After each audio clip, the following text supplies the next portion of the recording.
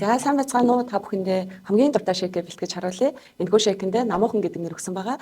За ер нь бол их хурц амтанд дурггүй маш гоё зөөлөн амтыг таашаадаг хүмүүс хамгийн гоё мэдрэмжийг өгнө. За энэ шейкээ хамтдаа бүгдээрээ 350 мл усанд найруулцгаая. 2 халбаг амталгаа. За 1 халбаг зөөлөн шоколад. 1 халбаг веган ураг.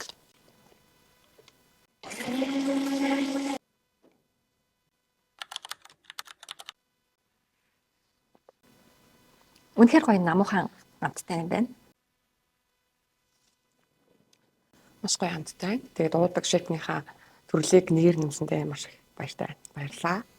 За миний шейкний нэр нь амтлаг. Өнөө цагт хүмүүс уургийн дутагдaltaй бас үед илүү амттайгаар уургийн нөхөх боломжтой юм шейк байгаа. Коктейлийн айлганд 300 мл ус, жимсний амттай коктейлнаас 2 хэмжүүрийн халбаг, зөөлөн шоколадны амттай коктейлнаас 2 хэмжүүрийн халбаг, веган урагнаас 1 хэмжүүрийн халбаг орж байгаа.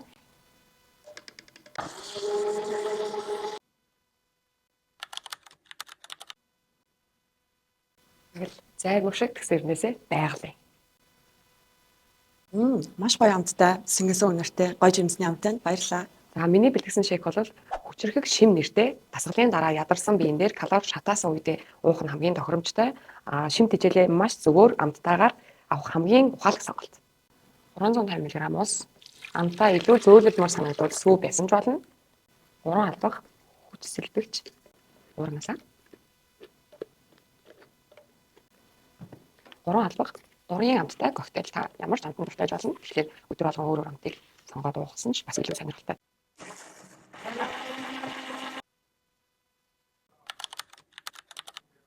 Маш хурдан гоё сэргэлтийг авах юм байна. Та ч гэсэн туршаад үзээрэй. Вау. Маш их ядарсны дараа, маш их ачаал авсны дараа ийм гоё амттай зөөлөн коктейлээр өөрийгөө одоо тайвшруулна гэхээр гоё санагдаж байна. Баярлалаа.